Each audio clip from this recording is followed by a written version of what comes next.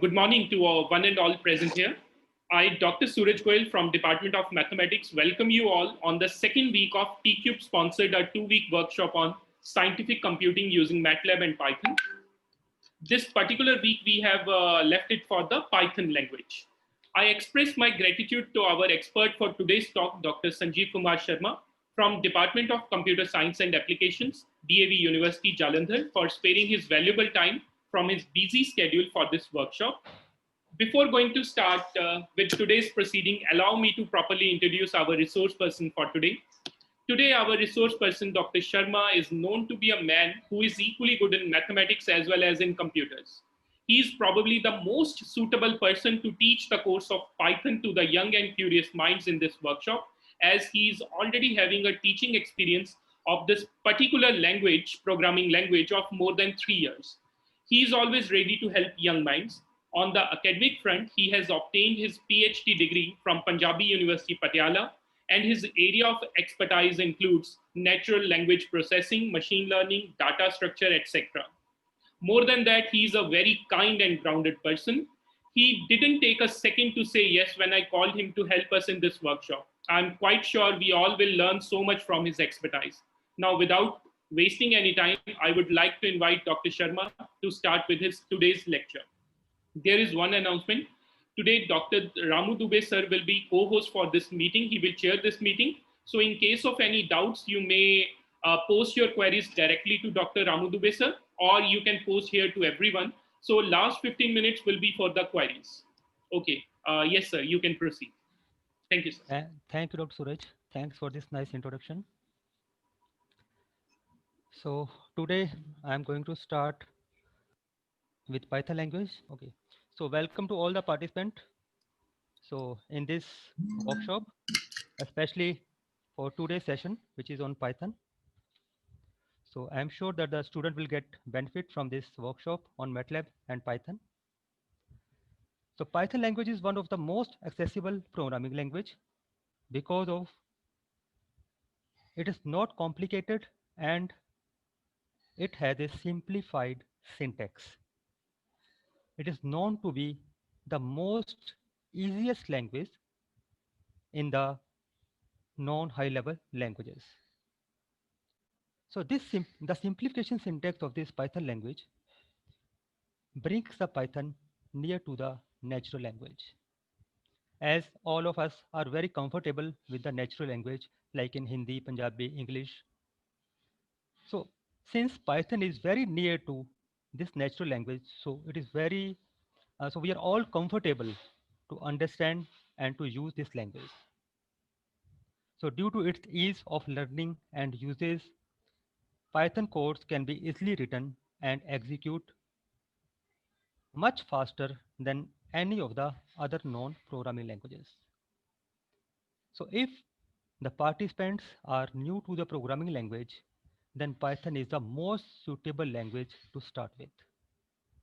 And if the participants, those have the experience in any of the programming language like C, C++, Java, C Sharp, or any other high level language, then the Python will be very easy for them.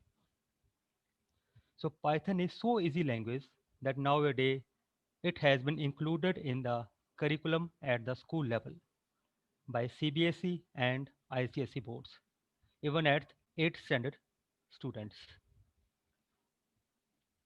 So now first point is why the Python is so popular. The Python is so popular. The first reason is obviously it is easy to learn and the use. The second reason is the Python is a mature language because the Python was developed 30 years ago. It was developed in 1989. And since it is 30-year-old language, so plenty of documents, videos, lectures, and a lot of material is available to learn this language. Support from many renowned corporate sponsored that is having packages heavily packaged given by the Facebook, Amazon, web services, and especially by the Google. The Google adopted this language in 2006 Since Google is in the back end of this language, so this language is getting heavily packaged and heavily financial support. So a lot of changes, a lot of advancement is being done in this language. Hundreds of libraries and frameworks are supported in this language. These frameworks include SCI Django, and NumPy, etc. There are a number of frameworks that are being used in this language. This language is very efficient, reliable, and much faster than any of the other languages. When I talk about any of the other language, I mean to C, C++, Java, C Sharp, Visual Basic, VBScript, etc.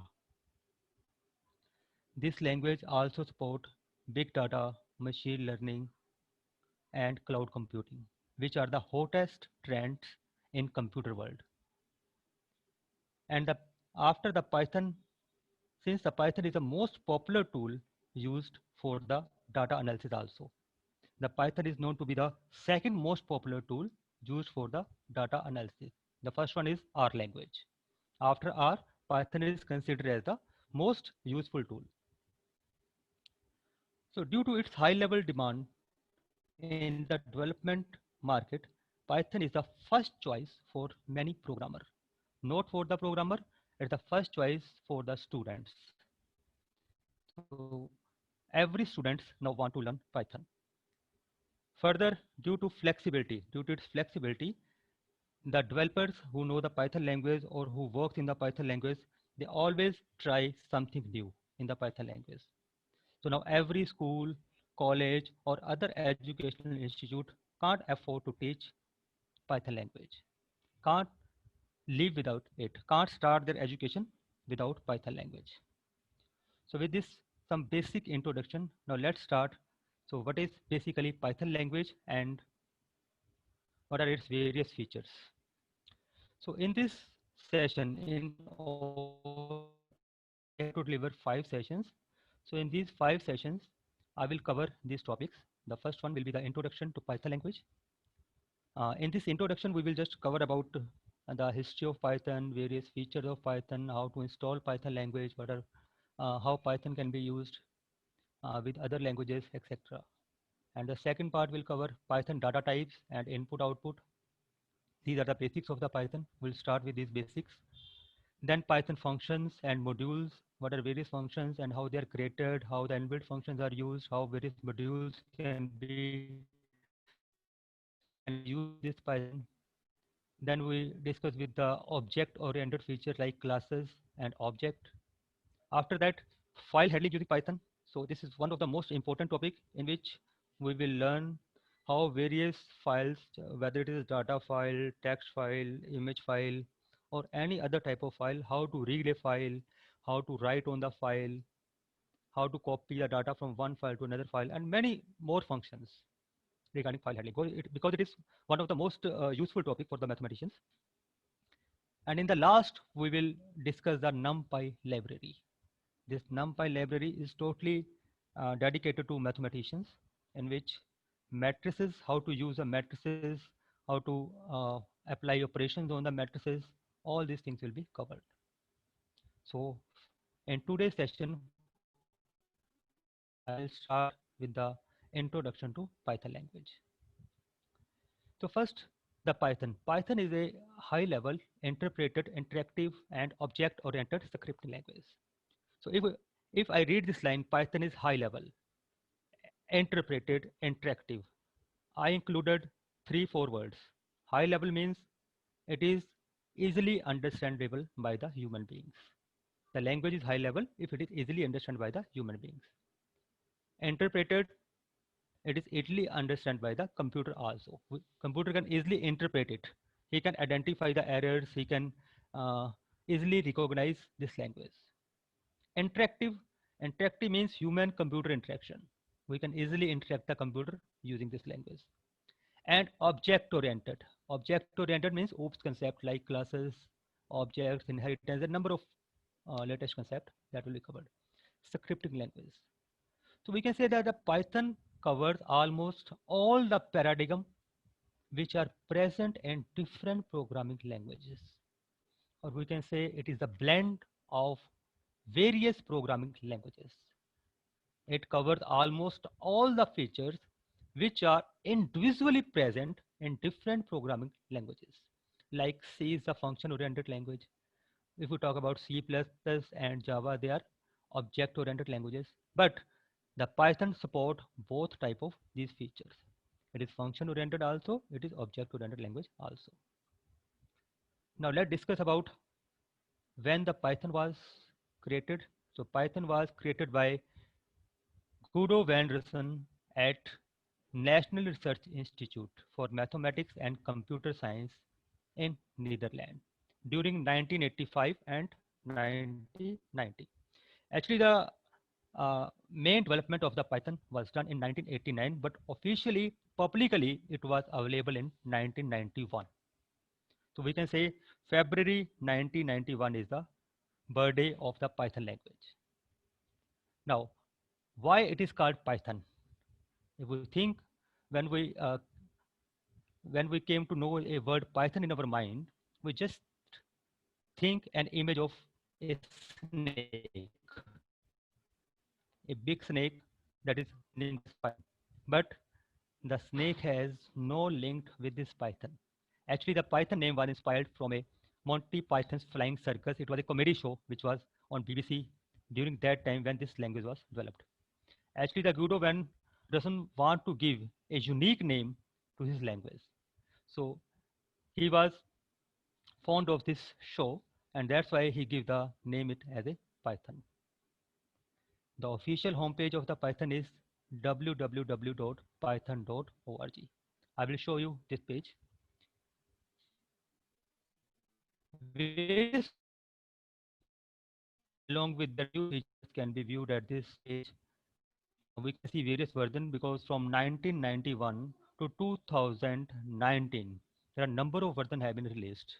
A new version is released when some new features are added into the languages. So most of the version are being changed from 2008 to 2009. A lot of changes have been done. The major reason behind this was because the trend changed to artificial intelligence, machine learning, deep learning, and Internet on Things.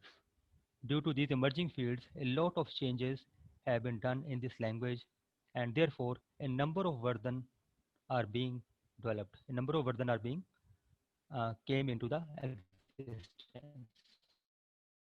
So Python source code is also available for the public under general public license.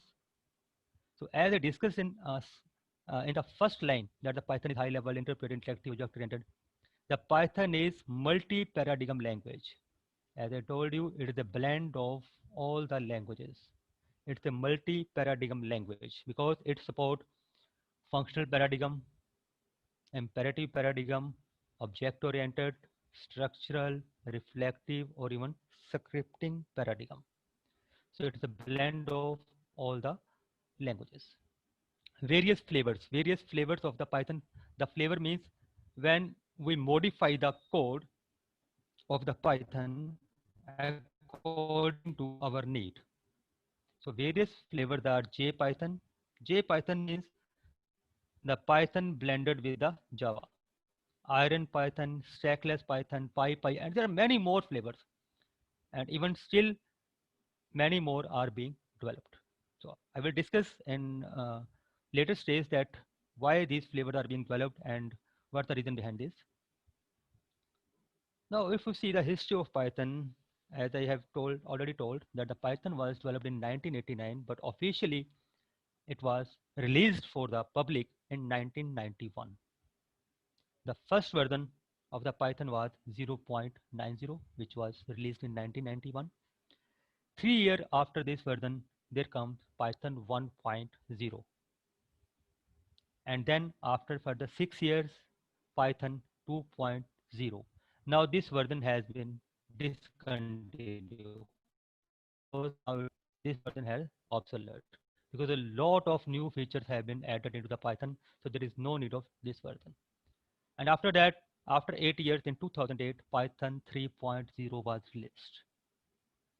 And since 2008 to 2020, a lot of versions have been released. And these are given the name 3.1, 3.2, 3.21, like this one.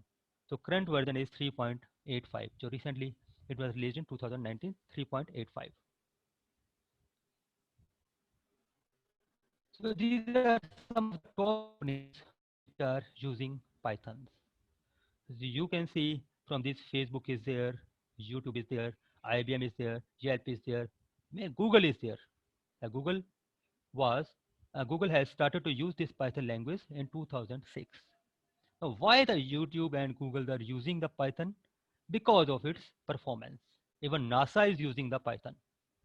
As we know, there is 100% efficiency is required when we work in a space, work for the space, we work for a satellite. So NASA is using the Python because of its efficiency, because of its high performance. The Facebook, even Yahoo, Mozilla, Amazon, and many other blue chip companies are using the Python. Now, let's see how Python is better than other programming languages. Okay, Some of the Sanjeev, features Sanjeev of the sir, Python that makes it. Sanjeev sir, Yes, there are yes, Suraj. there are a bit problems, sir. Actually, I'm getting lots of messages from the participants.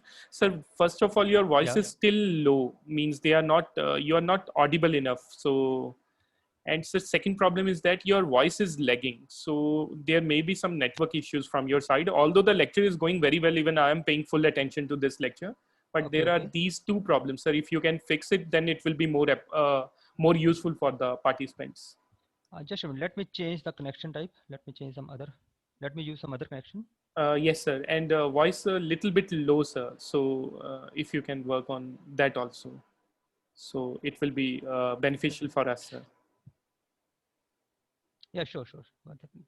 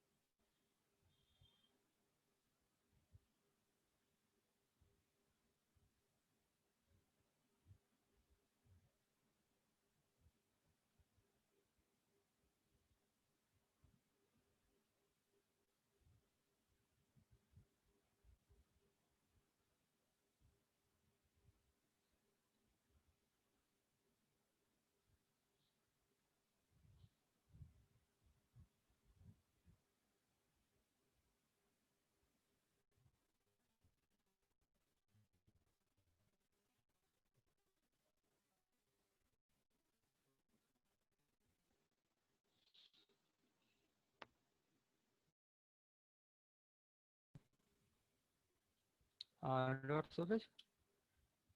Hello? Yes, sir. Hello, Hanji Hello? Sanjeev, sir. Hanji. Uh, is there any, is the voice improved? Yes, sir. Voice is a bit improved, Hello? sir. Hello. Yes, sir. Sir, your voice is improved now. Hello. Okay, okay, okay. Okay, okay. Okay, Dr. Suraj. Should I start now? Should I continue? Yes, please, please. Okay.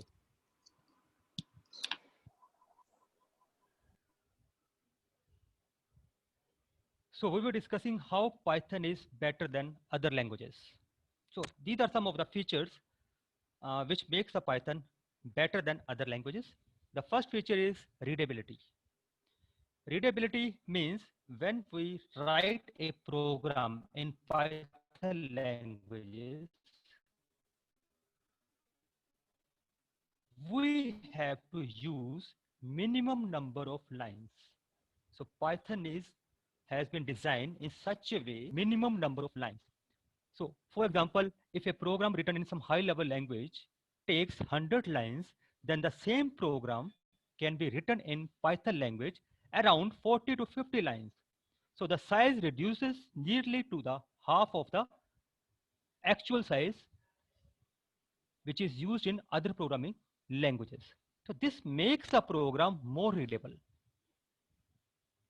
Second is portability. It's clear that the program written on one machine can be executed on some other machines. So it is independent of the machine. This is the portability. You can write a program on one machine, copy it, or you can execute that program on some other machines. So it will be executed without any problem. The third feature is it is freeware. Freeware means we need not to pay any charge for this language. It is freely available. We can download it, we can use it, and we need not to pay anything. It is open source. Open source means its code is available. Its code is available for the public. So we can modify that code, we can understand that code, we can modify it according to our needs. And this generates various flavors of the Python language. In the first slide, I showed you there are number of flavors like JPython, there are CPython, there is PyPy. There are number of flavors. So these flavors have been developed by modifying the original Python source code. Another feature is it is platform independent. So platform independent means it does not depend upon the operating system. So the program developed in Python language execute on all the operating system, whether it is Windows, it is Unix, it is Linux, it is Mac, or any other operating system. The program will execute without any problem. Extensible. Extensible means the Python code can invoke the libraries from other high-level languages like C, C++, mean the library which is already present in C language, we can directly use in the Python language. So in this way, we can extend the Python language. We need not to create that library for the Python separately again. So suppose we need a specific mathematical function which is already present in C language, for which the library is already present in the C language.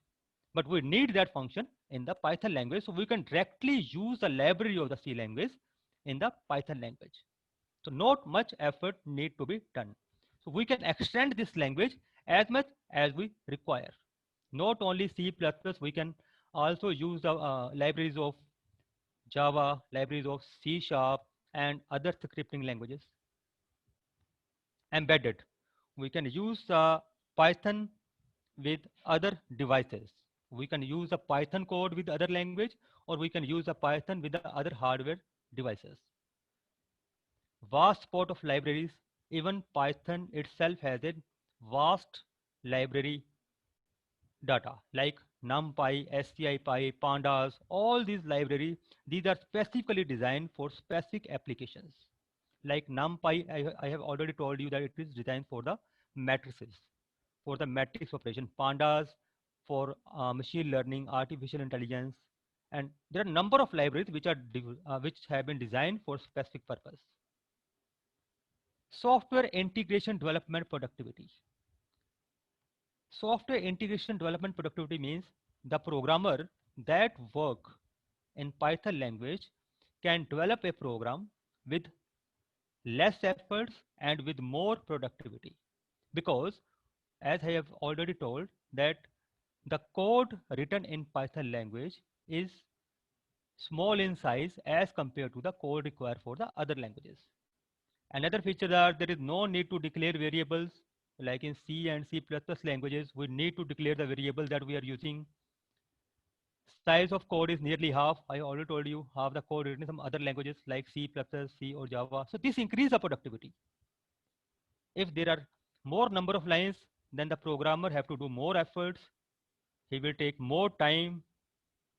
But if the coding is less, we have already inbuilt functions, we have already supporting libraries, we can develop the same software with less efforts and in less time. So this increases the productivity. So these are some of the features, not all the features, these are some of the features that makes the Python language better than the other language and makes the Python as the first choice for the industry as well as for the student also. Because if the student has to get job in the industry, they must be aware with this aware with this Python language. They must have the thorough knowledge of this Python language. Now, let's see what are the various application areas where this Python language is used. Almost Python is used in all the fields, but some of the fields, some of the most popular field where Python is used, these are the machine learning, artificial intelligence, deep learning, web development, game development, data science and data visualization, business applications, embedded applications, developing desktop applications, and computer-aided designing applications. These are a few applications areas where Python language is used. Otherwise, it is used in almost all the fields. So now I will just want to discuss some of the related terms with Python. So when you are learning the Python, you should know these terms. The first term is anaconda. Although this is also looks similar to a snake or something else, but it is not actually that. Anaconda is a free open source distribution of Python. It's a complete package in which Python is also included along with some other packages also. Let me show you uh, how it looks like. I have installed it on my machine. This is the Anaconda Navigator. Here it contains console shortcut, Jupyter Lab, Jupyter Notebook. It's a Qt console, Spider. Spider is basically used for Python. Spider is used for Python. If you have to run the Python, if you have to develop program in Python, then you will use this Spider. Then comes VS Studio. VS Studio is again used for the Python programming. It is very helpful editor. When you will type something, it will assist you. I will show you during programming how the Spider works and how the VS Code can be used. Then GlueViz, it is for the data analysis. It contains the data analysis tools. Orange 3, it is for the data mining tools. Further, these are PowerShell shortcuts. Then RS Studio for the R language. These are some of the uh, features which are being included in the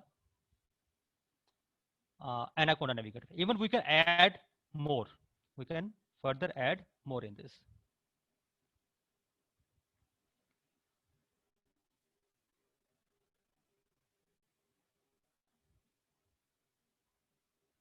The next term is Spider. I have already shown you just recently. The Spider is a powerful scientific environment written in Python for Python and designed by and for the scientist, engineer, and data analyst. So especially when we work in the machine learning or artificial intelligence or natural language processing, we use this Spider. Again, Jupyter Notebook. So Jupyter Notebook is just an you can say open source software for interactive computing for dozens of programming language.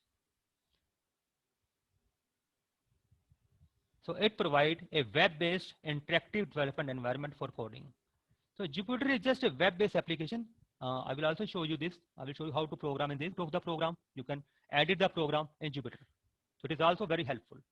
So when you will in advanced state, when you will learn how to use mathematical equations, yeah, how to use ordinary differential equations or other mathematical work, then maybe you will use the Jupyter Notebook. Panda. Panda is Python-based data manipulation and analysis toolkit. So the toolkit which is used further for AI and machine learning. Pip. Pip is a package installer for Python. When we have to include more packages, when we have to add more packages in the Python, we use the pip command. Conda. Conda is similar to pip command. It is again an open source package management system and environment. Conda is used for Anaconda. So when we work in the Anaconda environment, we use a Conda to add new packages in the Python. So pip and Conda have almost same task. Now comes to the Python installation and interfaces. So Python is available for almost all the operating system like Windows, Linux, Unix, Mac, etc. So to install the Python, we have to go to its official website. Let me show you. I think I have already opened it in my web browser. Yeah, this one is. So you have to open this python.org. I'm talking to those persons who have not installed this language till now. Uh, they can they can install now. Go to python.org, then go to download, and here is Python 3.8.5. So just download this and then install it. So it will automatically, when you click on the install, it will be automatically installed. There is no need to change anything or to input anything.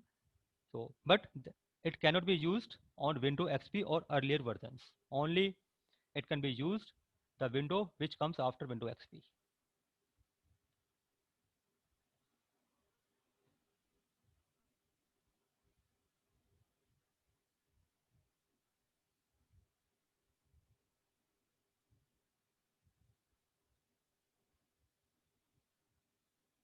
So these are some screenshots, but no need of these because I have show you. Now some basics of Python language.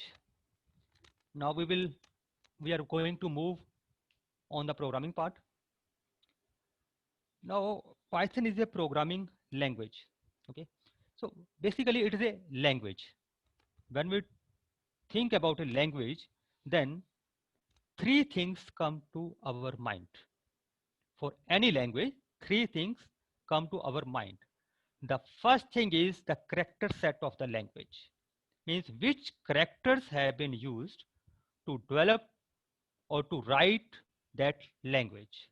Like our English language, we use a character A, B, C, D, or we use some punctuation marks, we use some digits, okay, small letter, capital letter. This is called the character set of the language. Similarly, for Hindi Punjabi language, we have a character set. So this is the basic requirement, character set of the language. First thing. Second thing, after developing the character set, the next thing comes the vocabulary of the language. Vocabulary means the number of unique words present in that language. Generally, for our natural language, this vocabulary is present in the form of a dictionary, or we call it as Shabdkosh, which contains all the words of that language. But in programming language, we term this word as keywords or reserve words. Okay? In natural language, we say it vocabulary, but in programming language, we say it keyword or reserve words. So first comes the character, second comes the words or vocabulary, means words which have meaning, words which have some valid meaning. Otherwise, we can create a number of words from the characters, but the words which have valid meaning, that is called the vocabulary words. And after that, the third and the last thing for the language is the syntax of the language, grammar rules. We know the character, how to write, we know the words which we can use to write that language, but how to write the language? For this, we must have the knowledge of the grammar. Grammar means rules to write the language, rules to arrange the words in a sequence. We can't write the words in random order. We have to follow some rules that yes, the first will be subject, then will be verb, then will be object, yes, or how to use the adjective, should it be used before the noun or after the noun. There are a number of rules for the natural languages. The same thing is for the programming language. So for any programming language, to learn any programming language, we must have the knowledge of these three things. First one is the character set, second is the keywords or reserve words of the language, and the third and the last thing is the rule of that language, grammar rules, and which are also called syntax of the language. We must know the syntax. And to know the syntax, we must know some data types, which are various data types present in Python. I will discuss this step by step in next slides. Data types, we will discuss two types of data types, fundamental data types and collection data types. And then input and output in the Python, how to give the input to the program and how to get output from that. Then various statements like decision statement, loop control statement. These will I will discuss step by step. These will help. These will help us in writing the programs.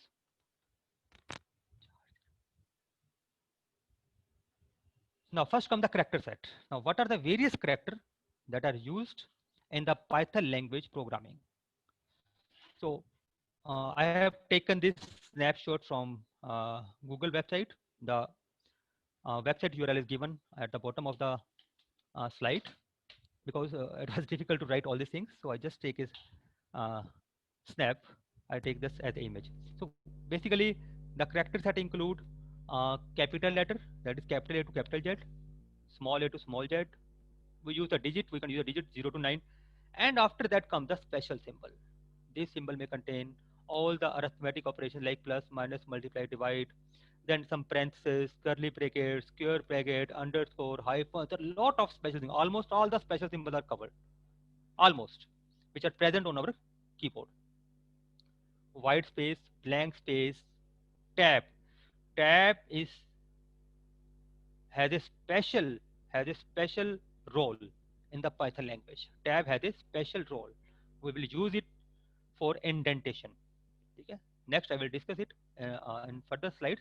But tab has a special role. Carriage return, new line, form filter. There are a number of white spaces that we can use.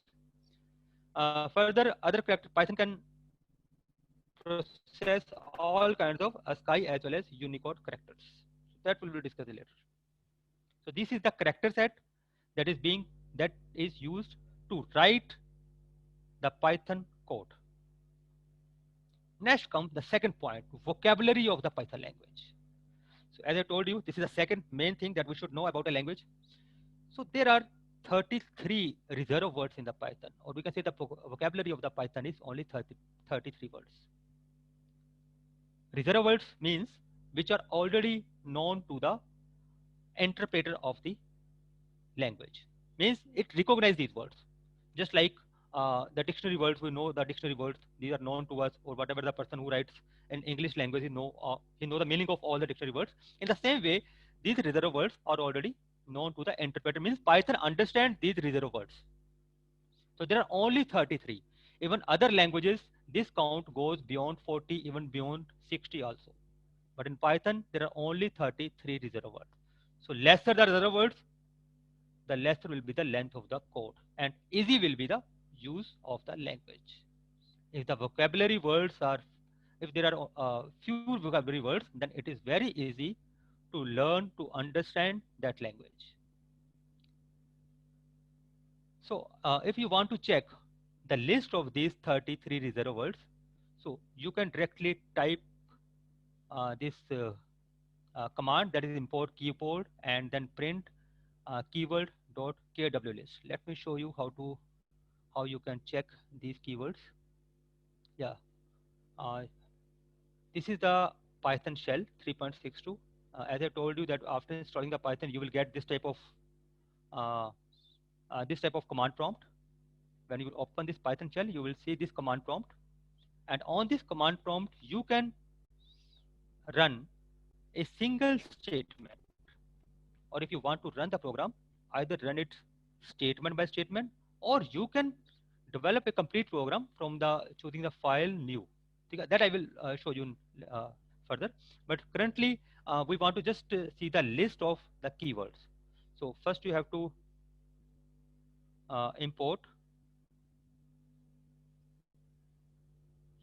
import keyword, and after that you have to print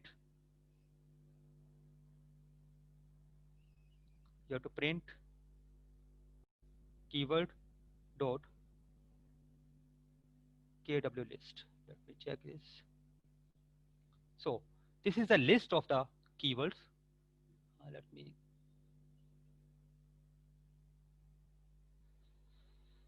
This is a list of the keywords like false, none, true, and, as, assert, break, class, continue, if, global, from, for, finally. Sanjeev sir, I hope now your screen is not visible. I think you have stopped sharing just 30 seconds ago.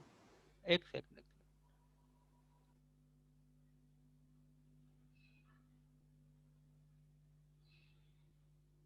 Is it sharing now? Is it visible? Yes, sir. It is visible now. Yes, sir. Okay. Please. Okay. So if it was of 30 seconds, I have just used this import keyword command. I have import this keyword class or package. Then I print keywords.kw list, keyword list.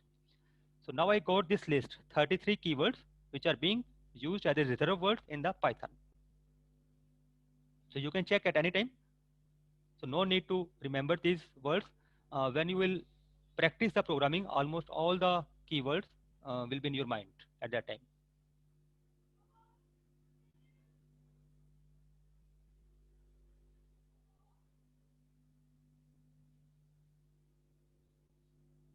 So after vocabulary, now we come to the third category. I have told you that the three things you must have the character set that I have told you. After that vocabulary, I've just shown you what is the vocabulary, how much words are there in the Python language. Third and the last thing is the syntax of the language. How to write the language, what are the various rules, how to use the words, this is a syntax. Before understanding the syntax, we should know, for programming language, we should know the data types. Now, what is data types? Data types means when we develop a program or whatever the work we want to do with the Python language, we need to give some input. So that input could be a numeric value, that could be a floating point value, means decimal value, that can be a Boolean value, that can be a string, that can be a complex number in case of mathematics. Okay, so these are called data types. What type of data you are using for the programming, that is called data type. So Python is dynamically typed language. Dynamically typed language means we need not to mention the type of the data that we are using. It automatically recognizes the data. How? That I will show you the next slide. First, let's see what are various data types present in the Python language. So there are 5 fundamental data types in the language. These include int data type, float data type, complex data type, Boolean data type, and string data type. These are the 5 fundamental data types used in the Python. Besides these 5 fundamental, we have 4 collection data types. Collection means when we have to use multiple values, when we have to store or we have to work with multiple values, like when we work with the matrices, when we work with some arrays, then we have to use collection data types. And there are 4 collection data types. These are the main collection data types. Even some variation is also there, but there are 4 basic collection data types. One is a list, second is tuple, third is set, and the fourth one is dictionary. So now we will discuss one by one each of these data type and we'll see how to use them. So first comes the int data type. So int means integer. So whenever we have to work with numeric integer values, then we use the int data type. Let's see how.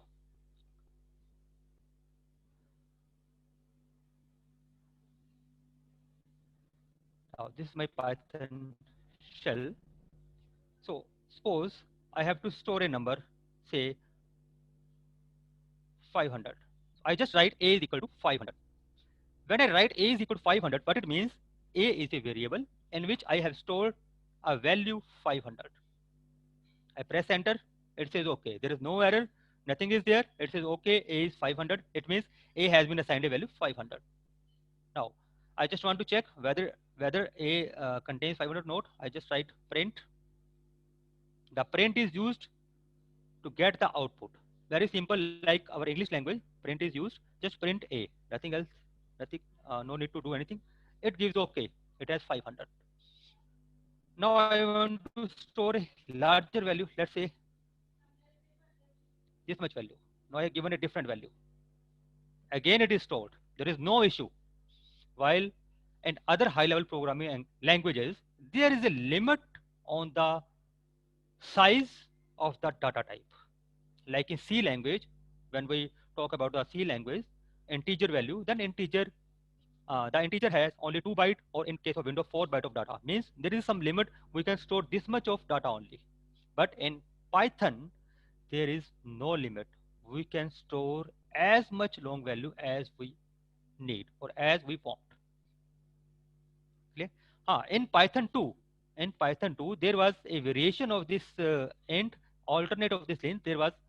Uh, they used long data type for large numbers. But now in Python 3, this has been removed. So there is only one int which is used to store. Now let's see whether it is. I just write a is equal to this, but I did not mention what is a. Whether it is int, it is char, it is boolean, it is string, or it is any other. So I want to just check what is a. For that, I will just write type a. What I am getting, it's of belongs to int class. A belongs to int class. So from this type command or with this type function, you can check what type of data has been stored in the variable. If we talk about the other high level languages like in C, C++, Java, we have to mention int a. But here we need not to mention anything. Python assign automatically uh, assign the data type to the variable according to the type of data stored in it. If we stored int data, a becomes int. If we store float data, it will become float. Okay, I will see. We'll see that also. So first, how to check the type of the variable? Just use type function type a. It will tell you the class to which class it belongs. Now it is showing int class it is belong. Now further in computer we deals with 4 types of integer data. These 4 types include decimal, binary, octal, and hexadecimal. So in Python, we can deal with all these 4 types of data. If we have to store the binary data, then we will need to differentiate it with the normal data. Suppose if I write a is equal to 1111, okay, then it is simply say it's okay, no issue. If I will write print a, it's a 1111. It means it is taking this 1111 as a decimal data. But I want it to be binary data. I want to store it as a binary data. What I have to do? I have to use this 0 small b or 0 capital B in front of these digits. Now let me write a is equal to, I use 0 small b and then I write 1111. No issue. But now a has stored it as a binary, not as a decimal. How? Let's see. Print a. I write print a. The answer is 15 because 1111 is 15. Python always gives the output. The print function always gives the output in the form of decimal form. Whatever the form we store, we give the input. It gives the output in the decimal form. In the previous case, it take it as a decimal number because we have not used anything before this number, so it take it as a decimal number. So it gives the output as it is 1111. But in this case, we use 0 small b. We can also use 0 capital B. So this 0 small b or 0 capital B in front of the number shows that it is a binary number. So the output will be a binary digit. Output will be a decimal conversion of this binary digit. Similarly, for octal, we can use 0 small o or 0 capital O. And for hexadecimal, we can use 0 small x or 0 capital X. Okay, so you can try these things, or let me check. We can also try one more. Suppose I store a is equal to, say the number is I use octal number 0 capital O and I write 1, 2, 3. So because in octal we can use the digit from 0 to 7. So 1, 2, 3 comes in octal also. Okay, let's store it, no issue. Now let's print it, what it says, what it has stored. Is it decimal or octal? I say print A, it gives the value 83. So 1, 2, 3, the decimal conversion of this octal number is 83. So it gives the answer 83.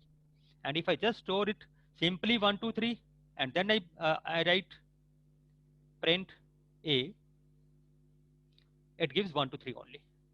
So because of using this 0, small o or capital O, it shows that this number is a octal number. In the same way, we can use a hexadecimal. Let's see that also. Suppose I store A is equal to, say, for hexadecimal, we have to use 0 small x or 0 capital X. Let's say I store ABC. Let's say okay. So now let's print it. It gives the answer 2748, which is the decimal conversion of this ABC hexadecimal number. I think all of you are aware with the hexadecimal number. The hexadecimal number is composed of 16 digits, that is from 0 to 9, and then capital A, capital B, capital C, capital D, capital E, and capital F. So capital A means 11, B means 12, C means 13. It's continue from this one.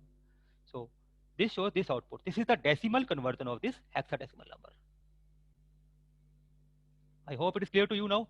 So how integer values are used.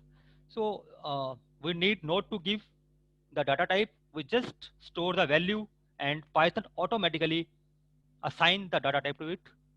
And for decimal number, we need not to worry. But for binary, we have to start with the 0 small b or 0 capital B. And for octal, we have to start with the 0 small o or capital O. And for the hexadecimal, we have to start with the 0 small x or capital X.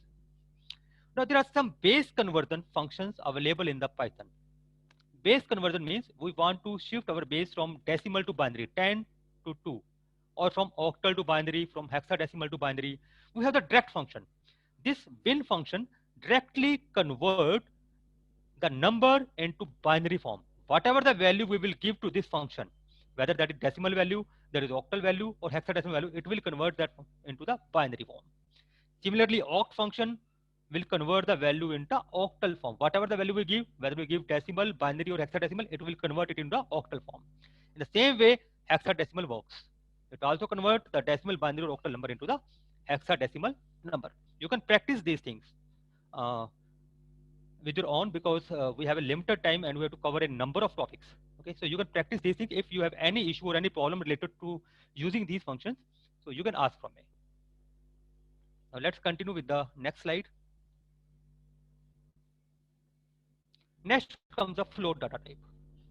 Now, what is float data type? The number which are in the form which involves in decimal, they are called float numbers. So the way we have used the integer, in the same way we can use the decimal. So now I choose A is equal to 12.56. Stored A is equal to 12.56. No issue. No, but is it integer or float? For that, I will use type function. I write type. Now say A. Let's see what it says. It says the class is float. Now the class is float. In the previous way, when I stored this number, the class was int, but now the class is float. So this shows that the Python automatically assign the data type to the variable depending upon the type of data that will store in it. Further, there is another thing. We can also use the exponential or scientific notation to store the floating point number. How? Let's see. Suppose I have to store a number. A is equal to 12.3. 12.3. Say E 6. E6. So let's see what it says. Okay, but let's print it. I want to print A. This one is the number 1, 2, 3 followed by 5 zeros. So it convert this E6 means it is in the scientific form, means 10 power 6. So 12.3 into 10 power 6, it forms this number. So if we have large value, we can store it in small format by using this exponential or scientific notation also.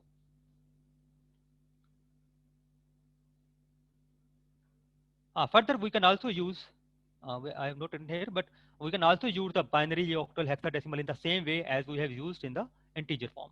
We can use those number also.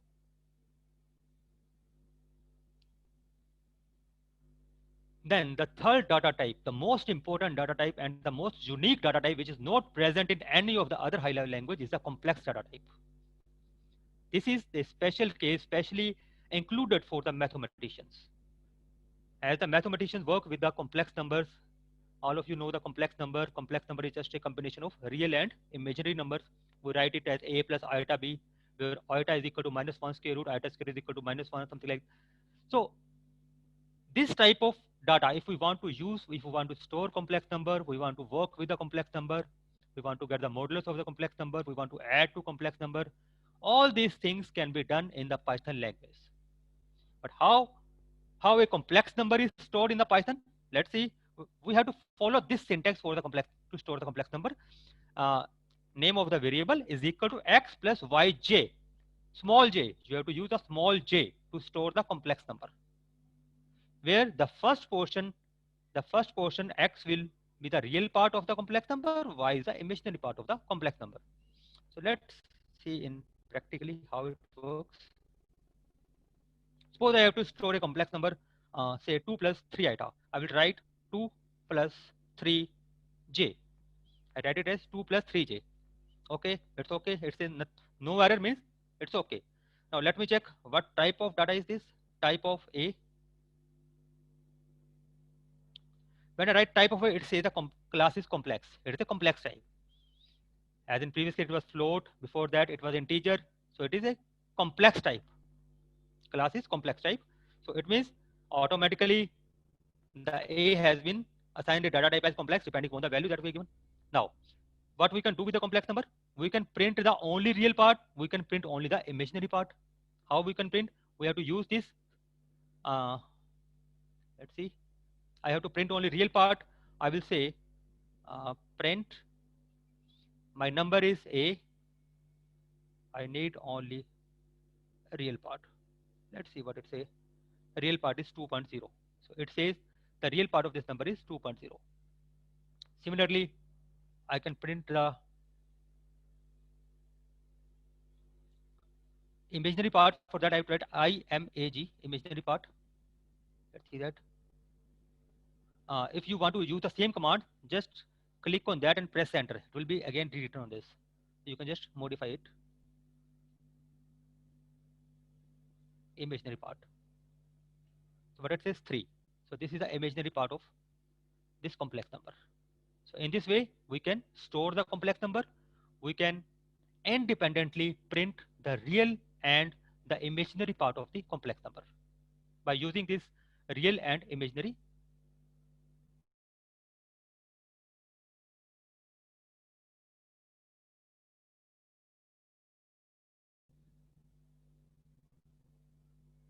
So there are few points that we should be kept in mind. Imaginary part can only be in decimal, but real part can be in binary, octal, or hexadecimal form also. Means the x can be in of any base. It can be of base 10, base 2, base 8, or base 16. But this y should only be in decimal. It cannot be in other base like 2, 8, or 16 base. Addition, subtraction, division, multiplication of two complex number can be performed. You have to just write two complex number, like you write a is equal to 2 plus 3j, b is equal to 4 plus 5j. Just write a plus b. You will get the answer. So you can try these things: addition, subtraction, division, and multiplication by yourself. And in case of any doubt or any problem, you can ask me. Because I have 5 sessions, so I will be for next 2 days also. So you can ask me doubt at any time. Let's see the next one after this complex data type. Next is Boolean data types. So Boolean data type has just two values. One is true, second is false. So one more thing that you need to be clear on this. Python is a case sensitive language. Case sensitive language means it differentiate between the lowercase and uppercase words. So the Boolean values true and false must start with capital T and capital F. If you will use small t or small f, it will give an error because small t and small f are not the reserve words, are not the words which the Python understand. So while using the Boolean variables true or false, you have to use capital T and capital F. So let's see how this works. Again, same thing, we can store a is equal to say true. Okay. Uh, let's see. Okay, nothing happens. Is okay. One thing more, you should note that whenever the color changes, it's a red color, it shows the reserve words. Now, let's say type of A. Again, as usual, type of A. Type of A is Boolean. Now the class is Boolean. Means now the A has been assigned a data type Boolean by the Python automatically because we have stored the true value in it. Suppose I store say B is equal to false. Oh, it's again showing different color, orange color, which means it's a keyword. It says okay. Class of B will be again be Boolean. Now let me print what is I say print A plus B. Let's see what's output. The output is 1. Why 1? Because when I store true in A, then in decimal form it will have a value 1. And when I store false in B, then it will have a value 0. So 1 plus 0 comes out to be 1. Now if I print, let's print A plus A. A plus A. A has a value true. I say A plus A. The answer will be 2. Because true has 1, true plus true. 1 plus 1, that is 2.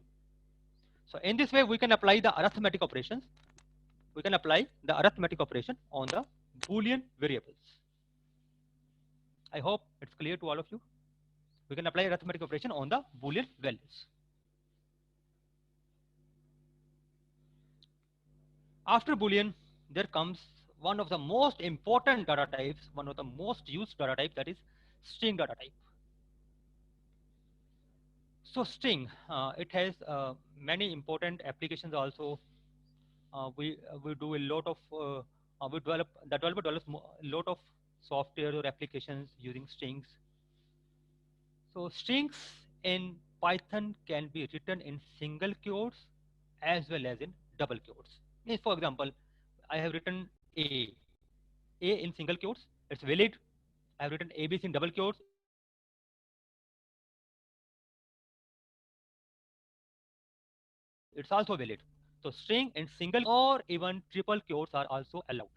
We can store in single quotes, we can store in double quotes, we can store this variable in the triple quotes. But when we have to use the triple quotes, will we can use only in two cases. The first case, the first case when we have to represent a string in multiple lines, the string which is present in the multiple line, not in a single line. Then we have to use a triple quote. Let's see the example. It will be more clear if we will use practically. Suppose so. Okay, let's first see whether store. I say store hello. Okay, no issue. Type. What type of this variable is? It's a string type. It shows it is a string type str. Okay. Now let me again store a is equal to I'm using the double quotes. Let's see what it says. Again, no issue. There is no issue, no error. It means we can use either single quote. We can also use the double quotes. When triple quotes are used, let me. I'm starting a new file. New file means I have this new page. Here I can write multiple commands also. Now let me 1, 2, 3 triple quotes. Now I write, say, okay, today. In the next line is, in the next line,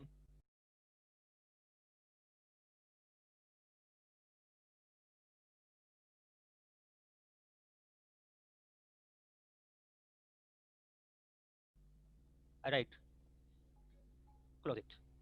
Okay. After typing this code, you have to save the file.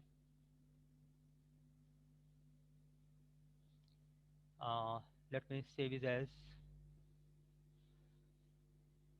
test file. Say already exists, no issue. Let me replace it. Yes, replace it.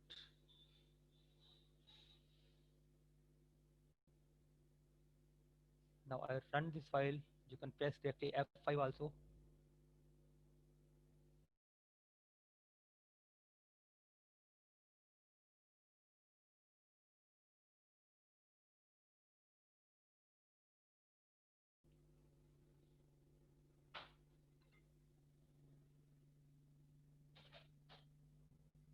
When I run the file, I didn't get any output because I have not print anything.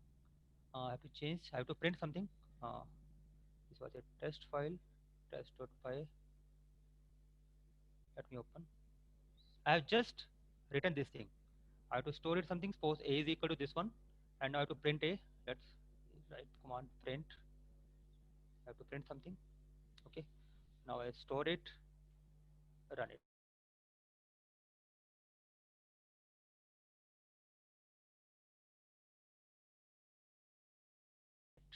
Now I am getting today is Monday. So a string in multiple lines. I have to use 3 lines. When I have to use multiple lines, you can use the triple quotes. You have to use a triple quote. For single line, you can use either a single quotes or double quotes, but for multiple lines, you have to use the triple quotes. Hope you clear this thing. Another use is when you have to use the triple quote, when you have to mark a specific word in the string in single quotes or double quotes. Some words in single quotes, some words in double quotes. Suppose, let's take example.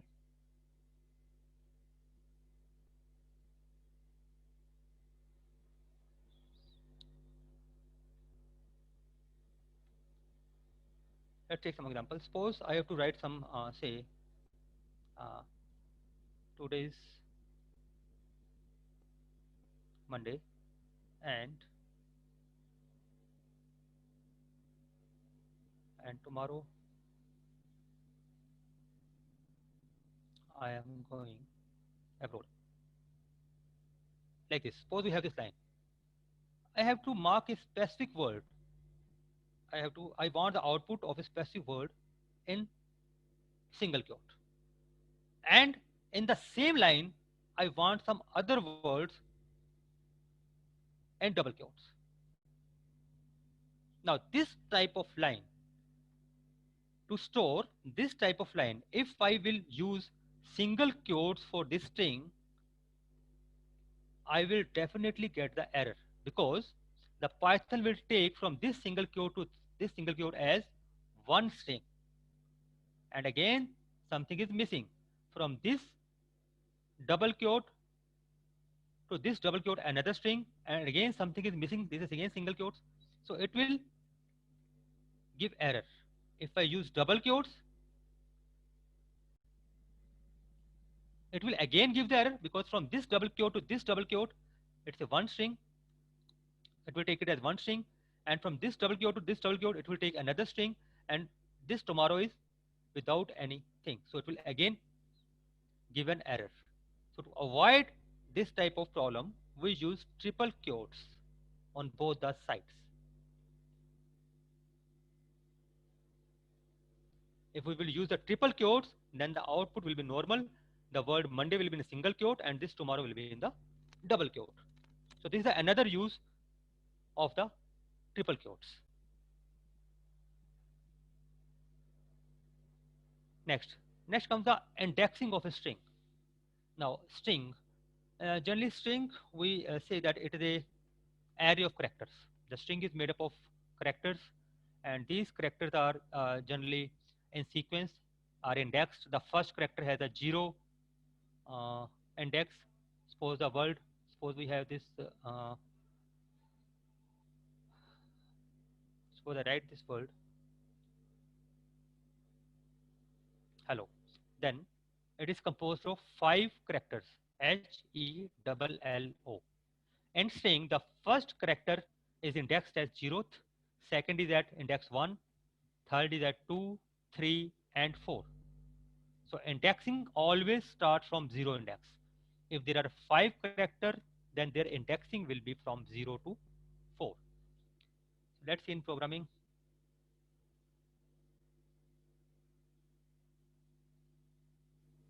Suppose I have stored a word A is equal to HELLO. I have stored this string in A. It's okay. Now I want to print a specific character from this string. Say I write print A, say index 1. What it gives? E. Index 1 is E because H has a 0 index, E has a 1 index. Means the strings are in indexed form. Okay, let's again run this command. I say okay, print index 4. Index 4, O is the last word. It's index 4. Okay, let's say again run it. I say print index 5. Again there is error. What error?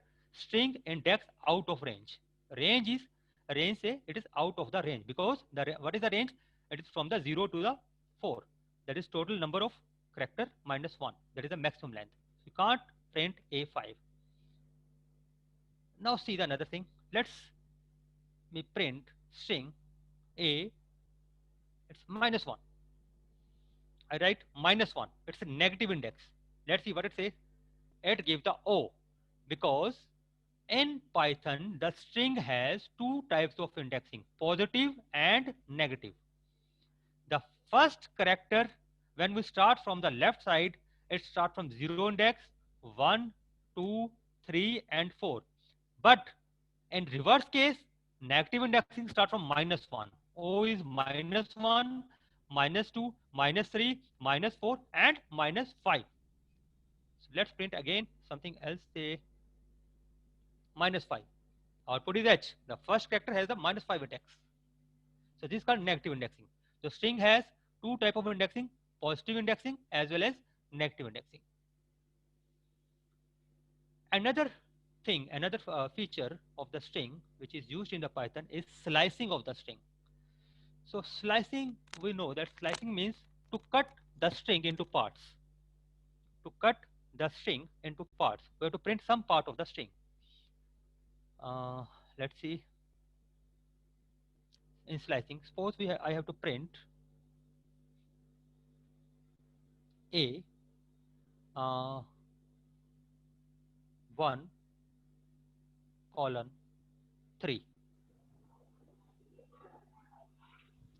1 colon 3. The output will be EL. Why EL? 1 means the second character, 0, 1, E. What is 3?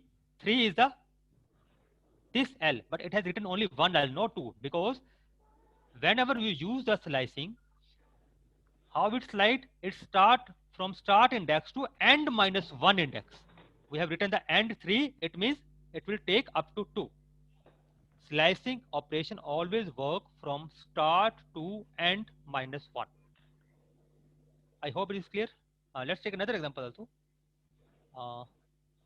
Let me again print it. It's 4. Now double L will be there because now it is from first index to third index. First, second, and third. First, second, and third index. Okay. Sir, sorry, sir. Yes. Sorry for disturbance, sir. Yeah, sir. I myself, Dr. Ramu Dubey. Actually, sorry for disturbance. There are some queries from the participants. Yeah, please. So only remaining 6 minutes. So please, this is the session for question and answer. The first query is.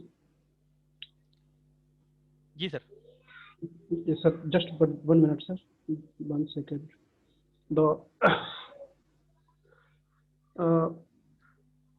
First question is, which app will be suitable for Androids? Acha, app for Androids. Yes, sir. Which app will be suitable for Androids? They want to do programming in Android, right? Yeah. Sorry, I don't have this idea if there will be any app that will do the programming in Android, because Android itself is developed in some programming language. Otherwise, no issue. I will just check it out. But I don't think if there will be any app that will do this type of Python programming for Android. You can do programming in Android. But still, I will just check it out, see whether it support Android or not. I will just give you the answer in the next session. I will just check it out. But I don't think Yeah. if there is any software or app that do the programming for Android app. Yeah. Thank you, sir. Second question is, can we use MATLAB.m script file directly in Python? If possible, then how to do this? Please show on screen. MATLAB file will be used. That I will cover in further sessions, because I have to show you how to C, C++ and other languages, how they are used with that. Because before that, a lot of things you should know, how to import the files. And I will cover this topic also. It will be covered in next sessions. Okay, thank you, sir. Because for now, it is more advanced thing for Okay. this time, because the other students don't know how to include other import files or other things. So it will be covered. Definitely it will be covered. Thank you, sir. The third question is, which software have to download for Python? Python, I have shown you that go to python.org and download Python 3.8.5 version. It is just a Python shell. I am using this one. It's a simplest way. This is called IDLE, that is Integrated Development for Learning Environment. This is the simplest software to learn the Python. No need to go for the Anaconda, no need for Python or for other any software. Just use this IDLE. Okay, I have just shown, which I have just shown in starting, that you have to download from the python.org and just install it. Python 3.8.5. Thank you, sir. The next question is, what is PyCharm? Is it same as Python? PyCharm is you can say flavor of Python. PyCharm is used to develop packages. When we write a program and we want to convert them in the form of package, so that they can be installed on some machines, they can be transferred to other machines. Just like when we purchase a software, we have to install that. So that is a package. PyCharm is used to develop the packages from the software. When we have to convert a software in the form of package, then we use the PyCharm. So it is a flavor of the Python. You can say addition of the Python. Okay. Thank you, sir. The next question is, how to convert hexadecimal to binary? I have just shown you binary number bin function, bin. Bin function is here. You write the hexadecimal number in the bin, you will get the output in the binary. Okay, sir. Bin function is there. I've shown in the slide. Yeah, thank you, sir. Next question is, I have downloaded the Python, but it is not showing any window. How to continue after installing this software? Just go to start, and in the start, just write Python in your search bar. Write Python. It will show you the Python. Otherwise, it does not show any icon on the desktop. Just on the start, click, and in the search bar, you write Python.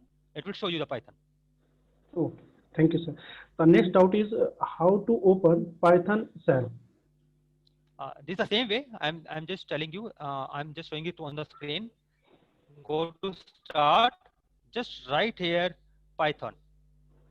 When you will write the Python, you will shell this thing IDLE Python 3.64. Whatever you have installed, it will be shown on this. You can click it on. You can open the Python shell. It will be open the Python shell. It is on my screen. I think it is visible. The screen which I am sharing. Is it visible? Yes, sir. Screen is visible, sir. Yeah. Yes. I'm saying that just write Python. You will get whatever you have installed. You will get on the screen, and just click on the IDLE Integrated Development for Learning Environment. You just click it on. You will get this Python shell. Sir, next query is, can we use Sublime text editor or Atom instead of VS Code? Sorry, sir, repeat it. Can we use Sublime text editor or Atom instead of VS Code? VS Code, you want to use the text editor. Yeah. You can type in the text editor, but you have to copy that code and either on this, or you can't directly use that, because you have to interpret that code. Like in this shell, when I write the program, it interprets at the back end. When I press enter, the code is automatically interpreted. In Python, you need to press the run command, so it interprets the code. In Visual Studio VS Code, I'm showing this. This is a VS Code. I think the screen is visible. This is a VS Code. VS Code. This is a VS Code, and by clicking on this play icon, you start executing the program. So if you are using some other editor, simple text editor, then how will you execute? You have to either copy that code here, or you have to use that file to execute the program. Ultimately, you have to use some backend interpreter to interpret the program. So you can use that, but you have to copy that code, or you have to use that file directly to open this. You have to open that file in it. Yes.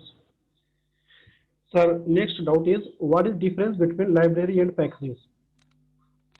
Library and packages. Yeah. Actually, the libraries are inbuilt. You can say it contains the inbuilt functions only. Library contains the inbuilt functions, whereas the packages contains the you can say a complete softwares like that, which are bigger than normal library. Library is just is a collection of functions which you can directly use. For package, you have to import the package like this. I am using the library directly, but for package, I have to use the import keyword. Import, like I have used import keyboard. I import it and then I can use it. But library we can directly use. For example, I'm using the print function directly. Okay? In the same way, I can use the math library directly because I can use sqrt function, assign function, assign function directly. Yeah. Thank you, sir. Next question is, can Python 3.8.5 file be saved because option is not visible? Okay, sir. Thank you. Thank you for giving such valuable information. At last but not least, I would like to thank you, Dr. Sanjeev Sharma, sir, for delivering such a wonderful talk. It is Welcome, sir. a great pleasure for us to take advantage of this. I hope that your lecture will be surely a landmark for the participant. Thank you again, sir. Thank you. The next talk will be start at 12 p.m. So I request all the participants please join before 5 minutes. Thank you, sir. Thank you again. Welcome, sir. Okay, thank you very much, Sanjeev sir, for this wonderful talk, and we will see you at 11:55, sir. Okay.